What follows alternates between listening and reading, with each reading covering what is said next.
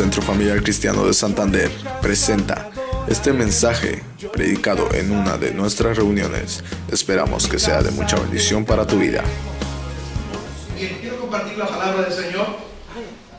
¿Cuántos de nosotros hemos fracasado en la vida en algún momento?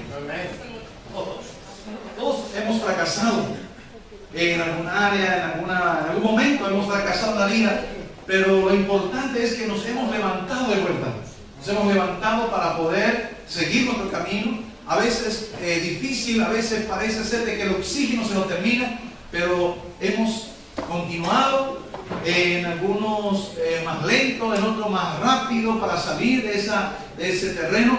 Pero lo importante es que si estamos hoy aquí es porque hemos peleado, hemos llegado para poder recibir del Señor lo que Él tiene para nosotros. Él siempre tiene algo que darnos, Él tiene algo que compartir con nosotros, pero lo importante es que tengamos un corazón dispuesto, un corazón preparado, un corazón abierto.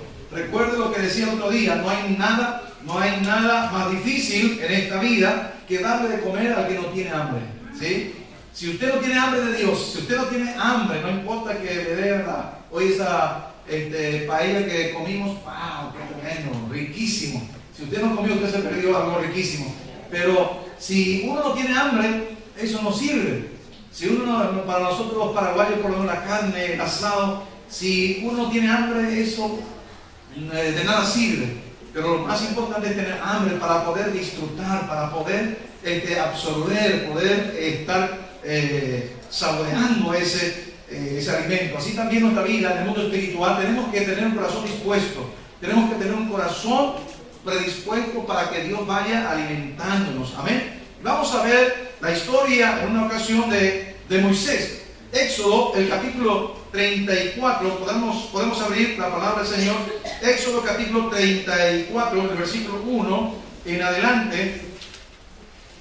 Éxodo capítulo 34, repito, dice de esta manera: y Jehová dijo a Moisés: alízate 2 tablas de piedra como la primera, y escribe sobre estas tablas las palabras que estaban en las tablas primeras que quebraste. Prepárate pues para mañana y sube a la mañana al monte de Sinaí y preséntate ante mí sobre la cumbre del monte. Y no suba hombre contigo, ni parezca alguno en todo el monte, ni ovejas ni bueyes pascan adelante del monte. Moisés alisó 2 tablas de piedra como las primeras, y se levantó de mañana y subió al monte Sinaí como le mandó Jehová, y llevó en su mano las 2 tablas de piedra. Y Jehová descendió en la nube y estuvo allí con él, proclamando el nombre de Jehová. Y pasando Jehová por delante de él, proclamó: Jehová, Jehová, fuerte, misericordioso y piadoso, tardo para la ira, grande misericordia y verdad, que guarda misericordia a millares, que perdona la iniquidad y la rebelión y el pecado, y que de ningún modo tendrá por inocente al malvado, que visita la iniquidad de los padres sobre los hijos y sobre los hijos de los hijos hasta la 3ª y 4ª generación. Versículo 8. Entonces Moisés, apresurándose, bajó la cabeza hacia el suelo y adoró. Dijo: si ahora, Señor, he hallado gracia en tus ojos, vaya ahora el Señor en medio de nosotros, porque es un pueblo de dura cerviz, y perdona nuestra iniquidad y nuestro pecado, y tómanos por tu heredad. Versículo 10. Y él contestó: he aquí, yo hago pacto delante de todo tu pueblo, haré maravillas que no han sido hechas en toda la tierra, ni en nación alguna, y verá todo el pueblo en medio del cual estás tú la obra de Jehová, porque será cosa tremenda la que yo haré contigo. Aleluya. Wow, qué tremendo el Señor. Después del fracaso, Dios nos vuelve a levantar. Él se manifiesta como un Padre amoroso. Es algo que nosotros no vamos a poder dimensionar. Una de las cosas que yo le digo a mis hijos, yo le digo: no importa, ojalá que nunca tuvieran problemas, ojalá que nunca se metan en problemas, pero si por alguna razón ustedes se meten en problemas, sepan de que yo voy a estar al lado de ustedes hasta las últimas consecuencias, porque yo soy papá, yo les amo, no importa lo que ustedes puedan hacer, no importa lo que les pueda suceder, pero yo estaré con ustedes. Y ojalá que no lleguemos a una situación donde tengamos que lamentar, pero aún así yo estaré ahí hasta las últimas consecuencias con ustedes. ¿Cuánto más Dios? ¿Cuánto más nuestro Padre? ¿Cuánto más el Señor que nos formó? Y somos fruto de su sueño, somos fruto del deseo de Dios. Porque nosotros hemos nacido por el deseo de Dios, con un propósito establecido, con un diseño ya establecido por el Señor. Y esta mañana estamos diciendo, Dios creó al hombre y rompió el cliché para que no haya dos como nosotros, sino que seamos únicos. Por eso somos individuos, porque no hay otro como nosotros.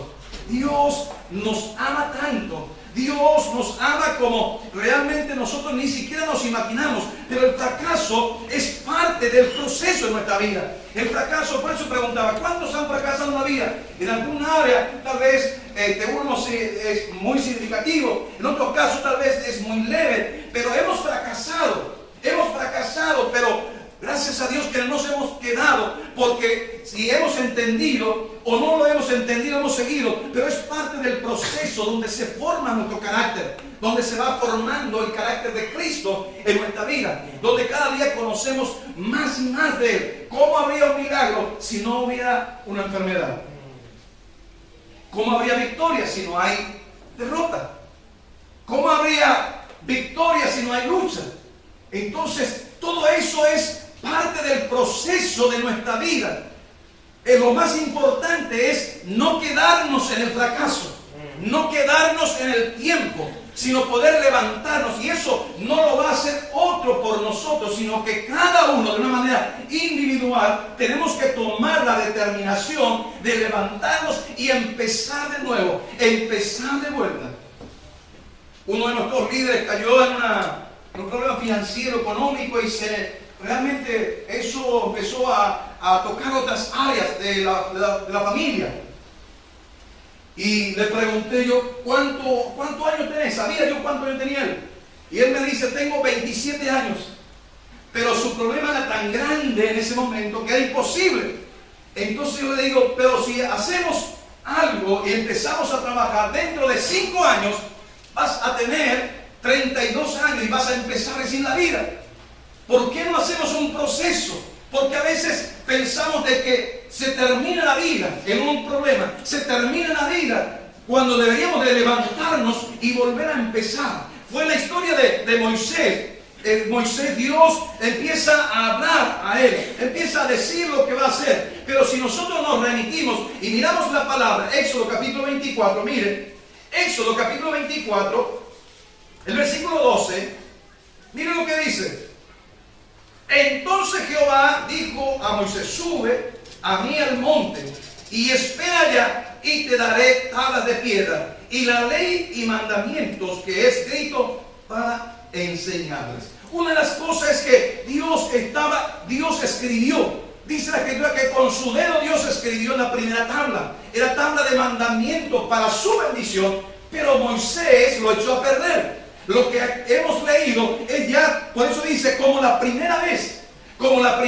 Miremos Éxodo 31, Éxodo capítulo 31. Miren lo que dice la Escritura en relación a este hecho. Éxodo 31, 18.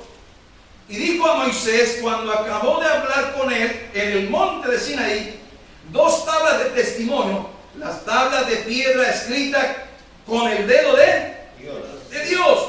Viendo el pueblo que Moisés tardaba en descender del monte, se acercaron entonces a Aarón y le dijeron, levántate, haznos dioses que vayan delante de nosotros, porque a este Moisés, el varón que nos sacó de la tierra de Egipto, no sabemos qué le haya acontecido.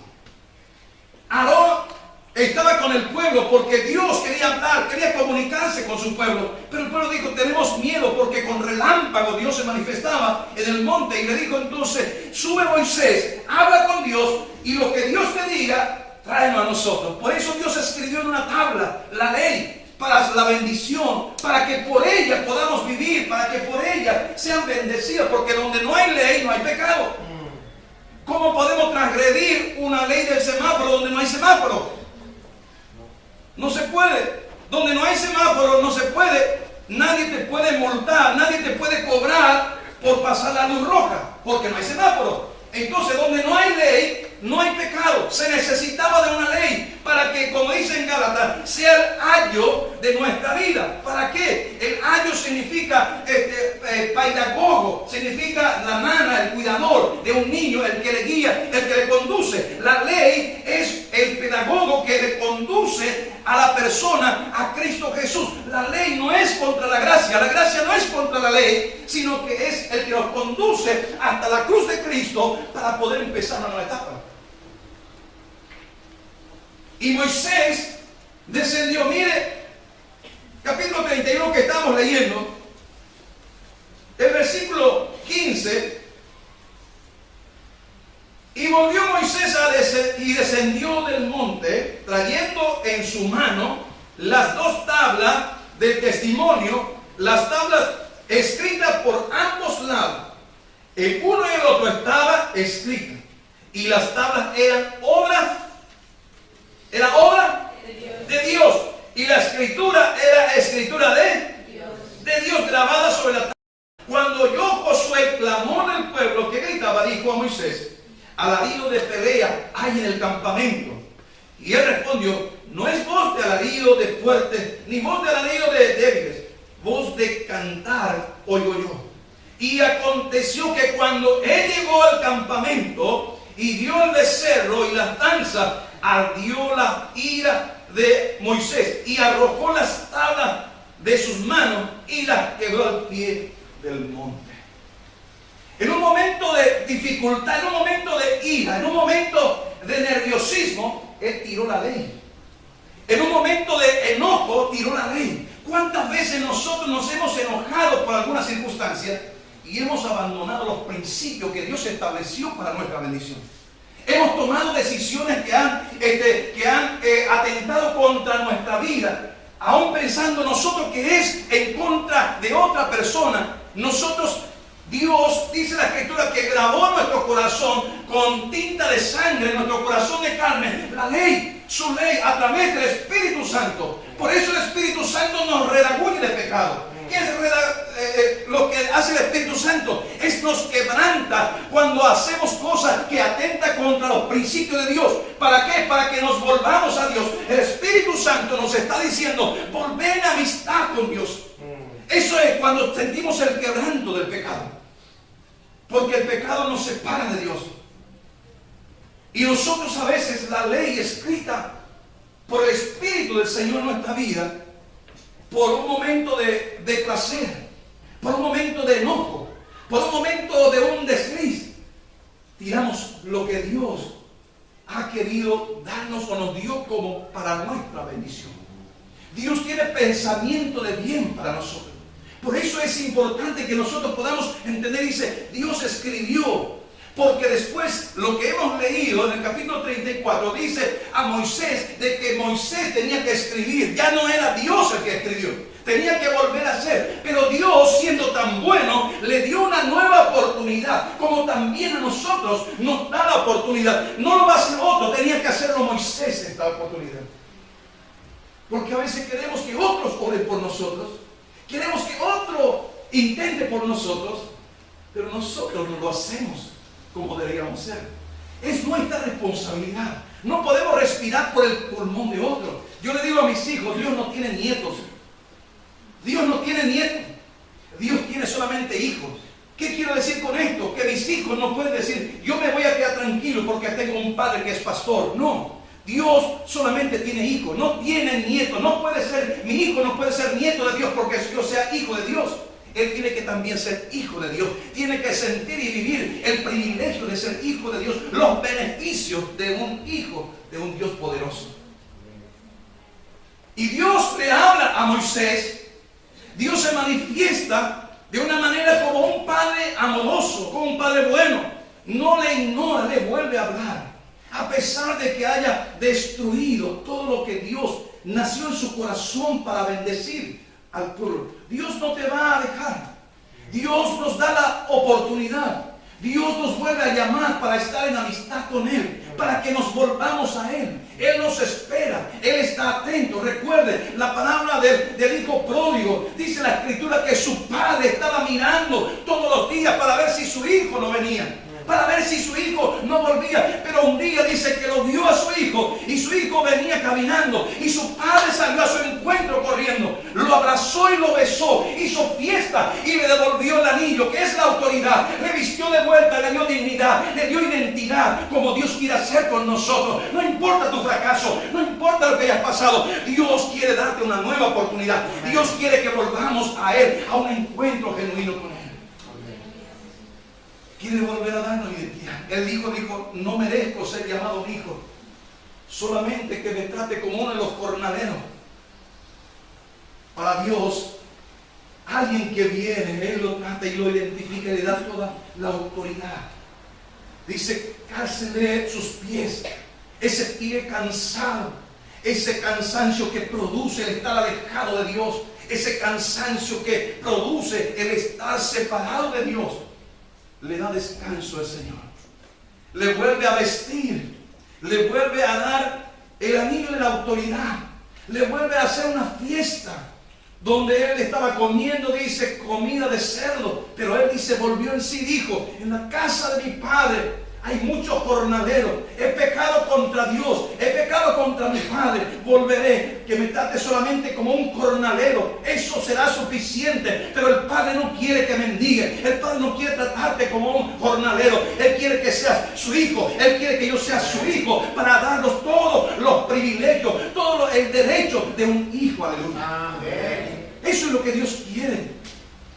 Moisés, si fuéramos nosotros, diríamos: fracasé. Pero Dios le vuelve a dar a Moisés y le dice: Moisés, yo no te desecho, yo quiero ayudarte. Él empieza y le dice: comencemos de nuevo. Hazte de vuelta una piedra, hazte de vuelta una piedra lisa donde vamos a volver. Pero en esta oportunidad ya no lo voy a escribir yo, sino que lo vas a escribir vos. Empecemos de vuelta, empecemos de nuevo. Es una oportunidad que el Señor nos da. Mientras haya vida en esta tierra, mientras respiremos en esta tierra, hay oportunidad. No importa cuál sea tu pecado, si te vuelves en amistad con Dios, si te vuelves en arrepentimiento para el Señor y con el Señor, quiero decirte que tú lo puedes volver a comenzar con el Señor. Porque muchas personas se sienten fracasados. Hay personas que han llegado a nuestra iglesia diciendo: ya no hay oportunidad, ya no hay oportunidad. Aquella viuda que estuvo en el templo, dice 91 años. Según los registros de la escritura, 91 años estaba sirviendo en la iglesia. Era una mujer que vivía día a día en la presencia del Señor sin contar su edad. No hay edad para el Señor. No hay edad. Nosotros podemos volver hoy, podemos volver cuando queramos, podemos volver. Pero hoy es el día que el Señor preparó para nosotros. Mañana no lo sabemos, el mañana es de Dios. Vuelve a ser como la primera vez, le dice Dios. Lo primero estaba bien, Moisés lo destruyó. Lo primero estaba bien, estabas haciendo algo para el Señor, estabas caminando bien con el Señor, estabas en tu célula, estabas desarrollando una célula, estabas asistiendo a la iglesia, estaba bien, pero por alguna razón dejaste de asistir, dejaste de valorar, dejaste de disfrutar y cometiste equivocaciones. Vuelve a comenzar, vuelve a comenzar, vuelve a hacerlo. Quiero decirte de que todo tiene sus consecuencias, sea positiva o negativa. Te va a pasar la factura, sea buena o sea mala. No te vayas a engañar pensando de que porque hoy te va bien, podés dejar de estar en comunión con el Señor. Eso puede ser fatal para tu vida, eso puede ser fatal para tu familia, eso puede ser fatal para tu hogar. No lo podés. Lo que pueda sustentar, lo que debe sustentar nuestra vida personal, nuestra vida familiar, nuestra vida matrimonial, nuestra vida en lo económico, en lo financiero, es solamente estar en comunión con el Señor. Estar en comunión con nuestro Dios. Vuelve a ser como la primera vez. Era la enseñanza de Dios, era para su bendición. Ahora vamos a volver a escribirlo, dice Dios. Pero sube, prepárate para mañana. Cuando habla del mañana, habla del futuro, de aquí en adelante. No habla de una manera, dice que ninguna ley es retroactiva. Ninguna ley es retroactiva. Esta es la palabra de Dios, es como la ley. De tal manera que lo que Dios habla es para adelante, es para lo que viene. Por eso le dice, prepárate para mañana. Mañana vamos a tener una nueva experiencia. Mañana vas a ver algo extraordinario. Mañana vas a experimentar de mi amor. Mañana vas a experimentar de mi perdón. Mañana vas a experimentar de mi gozo. El Señor estaba diciendo a Moisés. Porque Moisés se enojó tanto que tiró la tabla, rompió. Imagínense cómo se habrá sentido Moisés. No tengo el perdón de Dios. Ya no tengo el perdón de Dios. ¿Cuántas personas dicen yo no tengo el perdón de Dios? Hay personas que dicen, cuando le invitamos para la iglesia, para una célula, dice, yo no creo que Dios me perdone. Yo no creo que Dios me perdone. Recuerdo en una oportunidad un hombre, un asesino a sueldo, y es literalmente, había asesinado a por lo menos 8 personas porque le pagaban para eso en un lugar muy lejano. Y llegó a la iglesia por alguna invitación. Y recuerdo bien aquella noche, vino y estaba mirando el hombre. Mirando, y después de eso se entregó a Cristo Jesús. Cuando pasó adelante para orar, recuerdo bien, levantó la mano. Levantó la mano y tenía un arma. Se veía bien que tenía un arma, pero el hombre entregado al Señor, cambió su vida al Señor.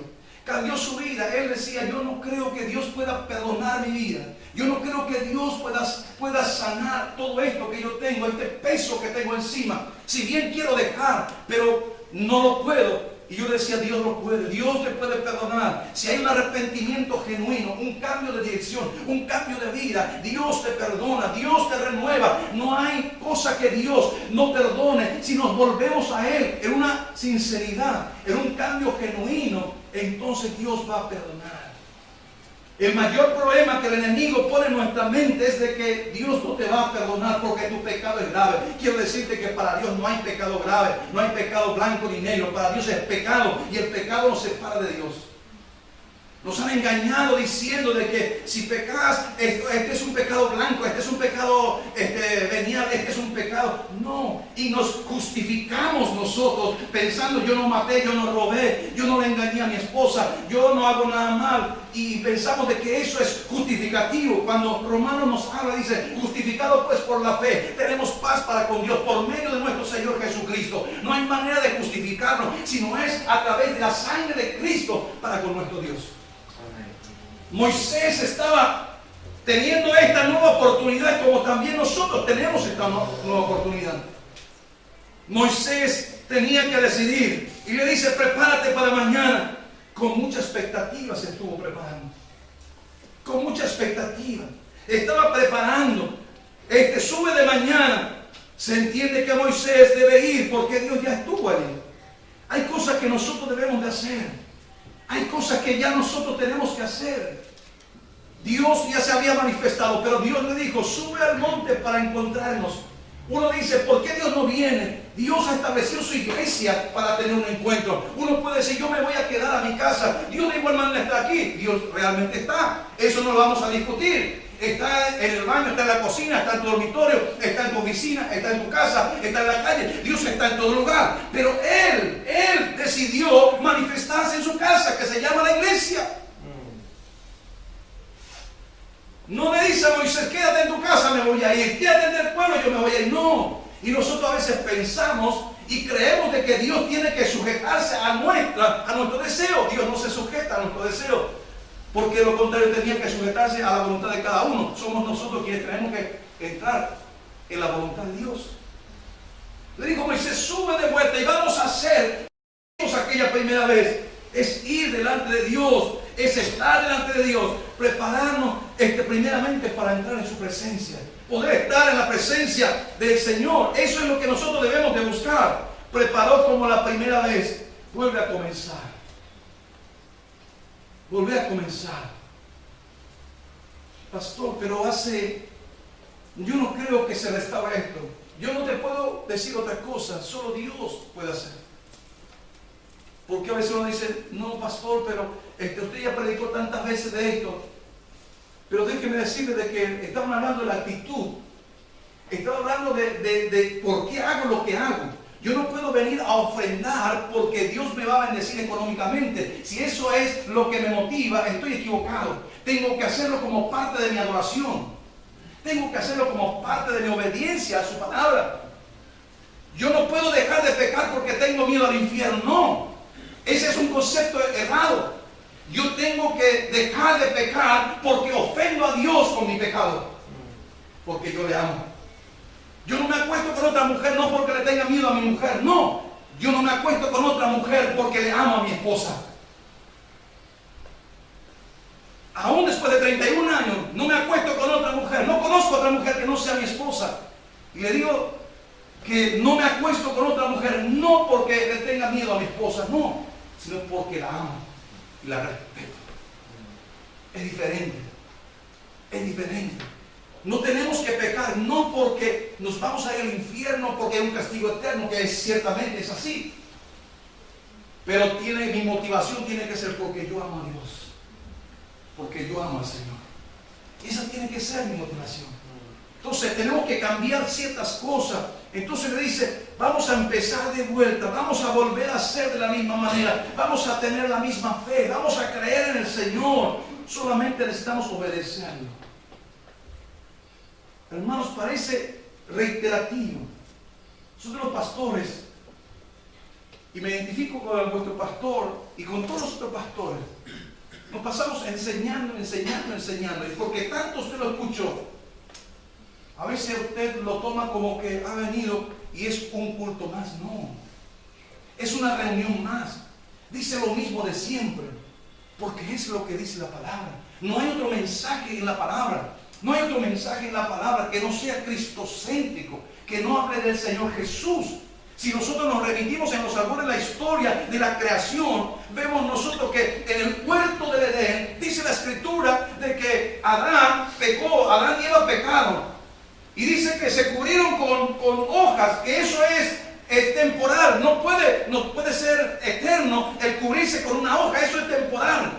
Lo que nosotros podemos cubrir, nuestra vergüenza, es temporal. Podemos argumentar que es temporal. Pero dice la Escritura de que Dios trajo piel de animal para cubrir la vergüenza del hombre. Vemos entonces en la Escritura que Dios hizo el primer sacrificio para cubrir la vergüenza del hombre. Es el prototipo de Cristo.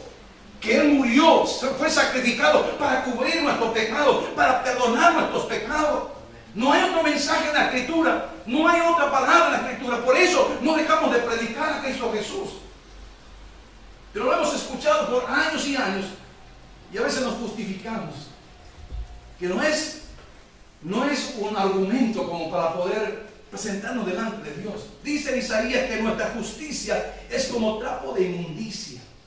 La justicia del hombre, el tratar de justificarnos nosotros, es como trapo de inmundicia. Podés tener 10,000 argumentos, porque hace frío, porque llueve, porque estornudo, porque se me cae moco, por eso no fui. Pero hermano, eso no es argumento. Mañana con tu moco, con el frío, con la lluvia te vas a ir a trabajar, ¿sí o no?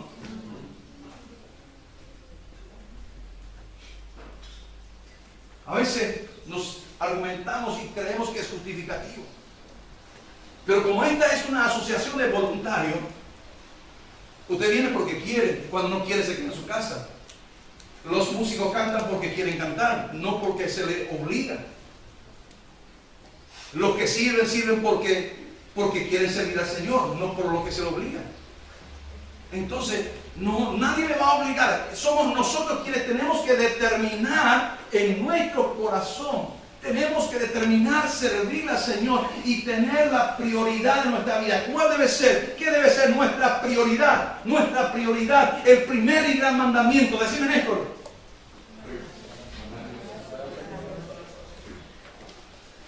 Amar a Dios sobre todas las cosas. ¿Cómo está tu amor para con el Señor? ¿Cómo está tu amor para con el Señor? ¿Es lo primero? O solamente cuando decimos nosotros cuando las papas queman. Él tiene que ser primero. Es tu victoria, es tu bendición, es tu gozo, es tu felicidad, es tu seguridad, es tu prosperidad. El Señor es todo, hermano. Por eso era tan importante y le dijo, esta tabla es la ley para tu bendición. La palabra de Dios es para nuestra bendición. Por eso tenemos que aplicarla. Es la receta más fiable y más perfecta que pueda haber para el ser humano. Entonces vemos de que en el versículo 5 apareció la presencia de Dios.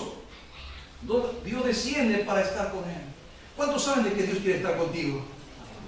¿Cuántos saben de que Dios quiere estar contigo? Un día Dios tiene la capacidad, Él es Dios. No podemos medir a Dios. Entonces, yo sé, a veces digo, Señor, yo quiero sentir, a veces uno lo siente que una gloria está. Hay madrugada que me despierta y estoy en su presencia, voy a su presencia y no puedo decir absolutamente nada. Me embarga su presencia y solamente lloro y yo sé que Él está ahí.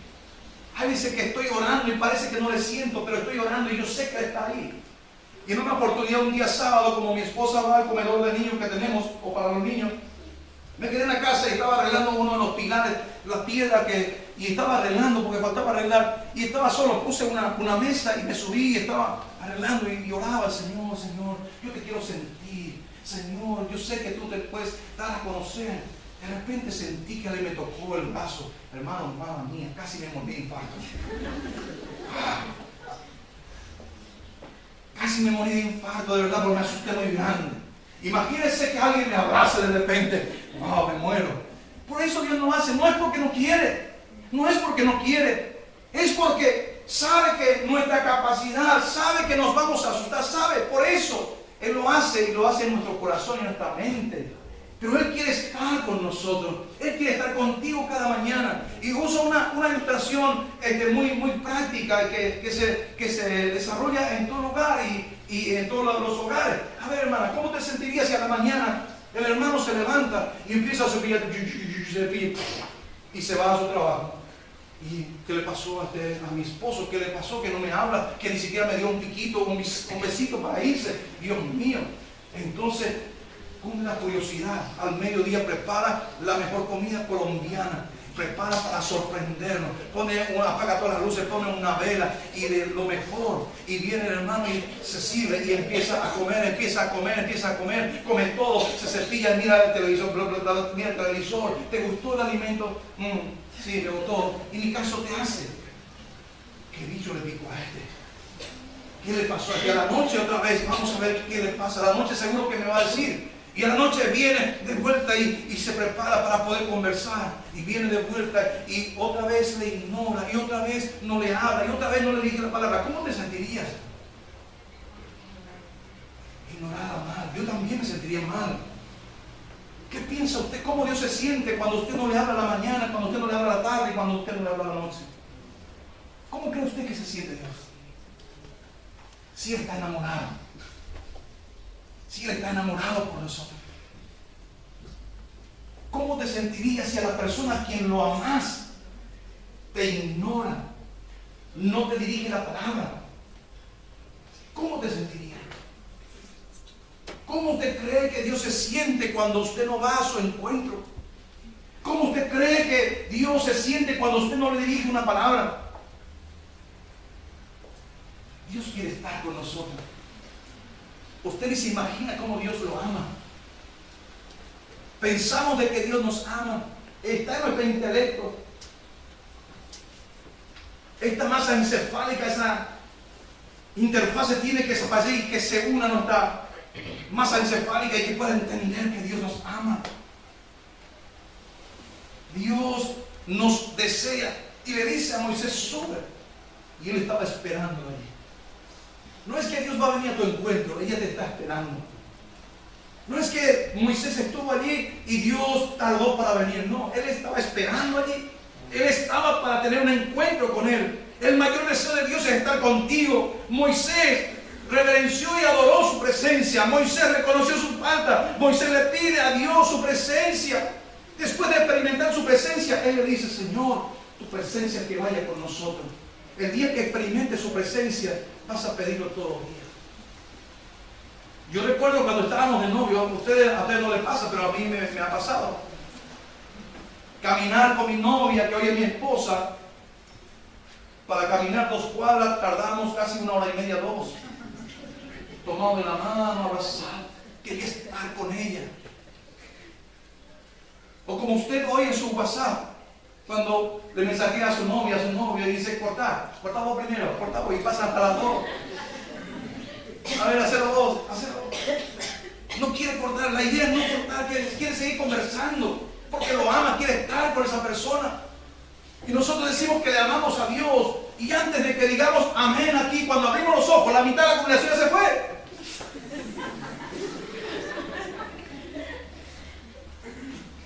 ¿Qué nos pasa, iglesia? ¿Qué nos pasa, iglesia? ¿Le amamos a Dios o no le amamos a Dios? ¿Estamos comprometidos con Dios o no? Él quiere estar con nosotros. Él nos desea. Él nos anhela. Moisés estaba diciendo, Señor, tu presencia. Dios le contesta a Moisés, y el versículo 10 que hemos leído, mire, del capítulo 34. Y él le contestó, Dios le contestó, he aquí yo hago pacto delante de todo tu pueblo. Haré maravillas que no han sido hechas en toda la tierra, ni en nación alguna, y verá todo el pueblo en medio del cual estás tú, la obra de Jehová, porque será cosa tremenda la que yo haré contigo. Aleluya. Wow, hermano. Haré cosas tremendas, cosas que otros realmente no lo vieron. Se van a sorprender, dice. Se van a sorprender. Yo cuando voy a mi casa en Asunción, en la capital, y encuentro a mis amigos de nuestra infancia que crecimos juntos, y me mira y dice, yo no puedo creer, dice. Yo no puedo creer. Anteriormente cuando iba, me decían de cualquier manera, me decían, oh pastor, despectivamente, me decían, ustedes viven bien, ustedes comen todos los diezmos, ¿cómo vive bien el pastor? Pero hoy ellos dicen, cuando me encuentran, y aún mis hermanos carnales, cuando yo los llamo, dicen, hola pastor, ¿cómo estás? Cuando en otro tiempo no lo podían creer, y hoy dice, ¿cómo puede ser?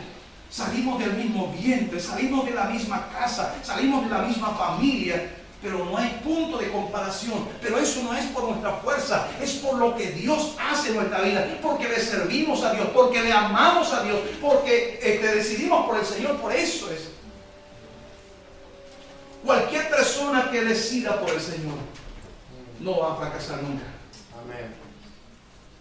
No va a fracasar nunca. Estoy en España un buen tiempo, unos buenos días ya. La extraño a mi esposa. De verdad la extraño. Pero me apasiona esto porque hacer las cosas del Señor me da seguridad y me bendice en mi hogar, en mi matrimonio, en mi familia. Lo que hago me bendice porque el Señor no es deudor de nadie. Y Él dice, cosas tremendas haré contigo a vista de todo. Yo voy a hacer cosas tremendas. Dios quiere hacer cosas tremendas. No solamente lo que pensás ni lo que querés. Porque a veces nosotros decimos, Señor, bendecime con un cachivachito, Señor, con un autito. No importa que sea de los 50, pero Señor, para que no camine más. Usted piensa que Dios te puede dar un cachivachito. ¿Y por qué no te puede dar uno mejor? Usted piensa que Dios no tiene la capacidad. Tiene la capacidad. Pero dile, Señor, dame lo mejor que me puedes dar. Dame, Señor, lo mejor. Y el Señor te va a bendecir. Los que tienen negocios, Señor, envía del norte, del sur, del este y del oeste, que vengan a este negocio, Señor mío, que sean atraídos, Señor. Y usted piensa que el Señor, si está ahí, Él no lo va a traer. Usted piensa que Él no lo va a traer. Si el Señor pone en el corazón a las personas, pero si usted ni siquiera le convoca a Dios para que esté en su negocio, ¿cómo Dios va a estar? Tenemos todos los recursos, tenemos toda la manera de poder ser bendecidos, pero por nuestro alejamiento del Señor, por eso no alcanzamos el nivel que teníamos que, o deberíamos de alcanzar, o en el nivel que tenemos que estar, no lo alcanzamos. Amada iglesia, es tiempo de poder nosotros estar en comunión con el Señor. Dice, hago pacto contigo a vista de todo. Hay maravillas sorprendentes. Todos verán el favor de Dios en tu vida. Cosas tremendas yo voy a hacer contigo. No es mi palabra, es la palabra del Señor. Y una cosa es que lo creamos y otra cosa es que lo escuchemos nada más. Porque eso queda en el intelecto nada más. Pero cuando esa palabra que es vida, esa palabra que genera y que produce, va a nuestro espíritu, esa es una dinamita, hermano. Es algo tremendo. Siempre tomo el ejemplo de cuando Lázaro estuvo muerto. Lázaro estuvo muerto. Los certificados, todos los que estaban allí. Pero cuando llegó Jesús, le dice: Lázaro. No le inyectó algo, no le hizo reanimación, no, Lázaro. Y la palabra de Jesús fue a su tímpano. Y de su tímpano fue a su corazón y a su espíritu. Y al tener eso, tuvo vida. La palabra de Dios da vida. La palabra de Dios genera. La palabra de Dios produce. La palabra de Dios produce. O no dice: dijo Dios, hágase la luz, la lumbrera mayor y menor. Y apareció el sol y la luna. No dijo Dios. La escritura dice: dijo Dios y sucedió. Dijo Dios y sucedió. Y si nosotros tenemos el código genético de Dios, tenemos el código genético del Señor. ¿Sabe? Nosotros tenemos el código genético de Adán. Por eso el pecado de Adán viene sobre nosotros. Pero Jesús, la sangre de Jesús, dice la escritura, que no intervino hombre para que la sangre pecaminosa no intervenga sobre la vida de Jesús. Dice que el Espíritu Santo intervino para engendrar a Jesús, para que su código genético celestial sea vigente. Y cuando nosotros recibimos a Jesús y su sangre por nuestros pecados, recuperamos el código genético de Dios, el ADN de Jesús. Y es allí donde tenemos victoria. Es allí donde tenemos victoria. El código genético que tengo de Martínez, ¿sabe qué? Eso es pecaminoso. Pero el 17 de mayo del 87, la sangre de Jesús fue sobre mi vida. Recibí a Jesús como mi Señor y Salvador. Y mi código genético cambió por un ADN divino del Señor. El ADN de victoria y de conquista. Hermanos, no es poca cosa lo que Dios hizo contigo. No es poca cosa lo que Dios quiere hacer contigo. Volvamos a empezar. Volvamos a comenzar. Y tengamos conciencia de esto, hermano. Levantémonos. Volvamos a comenzar. Dejemos que Dios nos enseñe. Solo necesitamos ser moldeables. Que no seamos rígidos. Yo soy así, ya no voy a cambiar. No. Dejemos que Dios nos moldee. Dejemos que Dios nos hable. Dejemos que Dios nos dirija. Dejemos que Dios esté caminando con nosotros. No seamos obstinados. No seamos orgullosos, porque a veces camuflamos con el orgullo con cualquier otra cosa. No es otra manera de camuflar el orgullo cuando no queremos, cuando tenemos nuestra propia interpretación y teología. No, la palabra de Dios es lo que tiene que primar. Entonces es lo que nos conduce a la victoria, la intervención de Dios. Y cuando tenemos el orgullo, la obstinación, ¿sabe qué? Nos conduce al fracaso. ¿Por qué tanta gente fracasada? Porque se ha alejado del Señor. Porque se ha alejado del Señor. Dice: mañana prepárate. Busca su presencia. Adórale. Porque era la cosa tremenda contigo. Esto es para los que creen. Esto es para los que esperan en el Señor. Esto es para los que dicen: yo soy y voy a esperar. Sucedió en una ocasión aquí en España, y el pastor Julio es testigo. Del 2007. Vine por primera vez a España. Estábamos en Bilbao. Tenía que predicar un día jueves, tenía que predicar en una iglesia allí. Y había preparativos porque una profeta iba a venir en Victoria. Y he visto el entusiasmo de la gente y dije: me voy a quedar a ver Dios que me hable. Dije al pastor: ¿podés cancelar si se puede? ¿O podemos ver otra manera? Porque era un culto extra, no era algo que estaba establecido. Y habló con el pastor y dijo: sí, recuerdo bien, fuimos muy temprano esa vez, pastora. Fuimos los primeros a llegar, ¿se acuerda? Entonces me senté adelante. Y los pastores, va a venir el profeta, y yo estaba sentado adelante. Una de las cosas que yo quiero es sentarme adelante para escuchar bien, para que no me distraiga nadie. Uno se sienta atrás y ve todo, quién se mueve, quién se ríe, quién estornuda. Se ve todo. Entonces estaba sentado adelante. Y ya cuando viene se sienta a mi lado y dice: ¿cómo está, varón? Y viene. Y me dice: ¿usted es pastor? Sí, el pastor.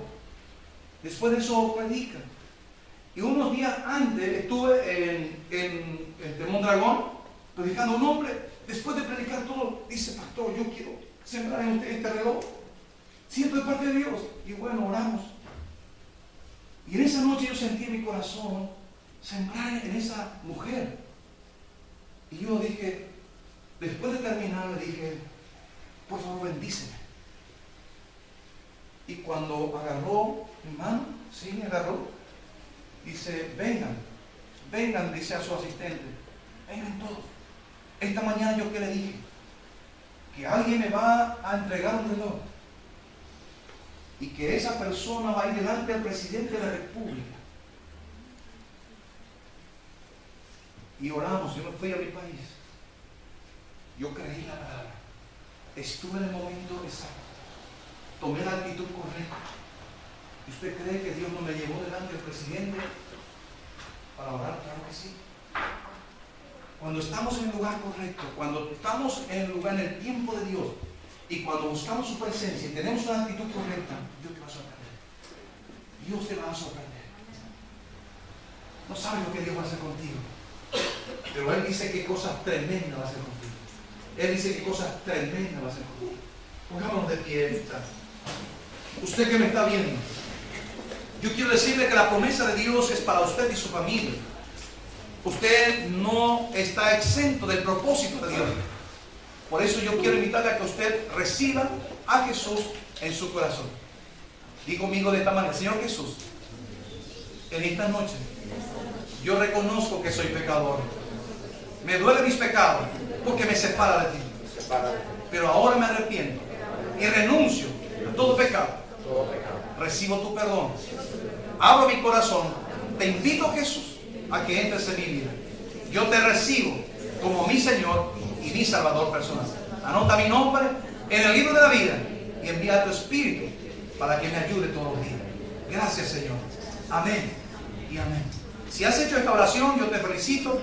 Estamos aquí en Santander, España, calle Ruiz Zorrilla 15. Así es que los días sábados, los días domingos, acércate hasta aquí. Hay una preciosa familia que te va a acoger, que te va a bendecir, que va a estar feliz porque eres una persona importante. Así es que te felicitamos por tu decisión y te invitamos para que la próxima semana participes con nosotros aquí en la iglesia Centro Familiar Cristiano. Dios te bendiga.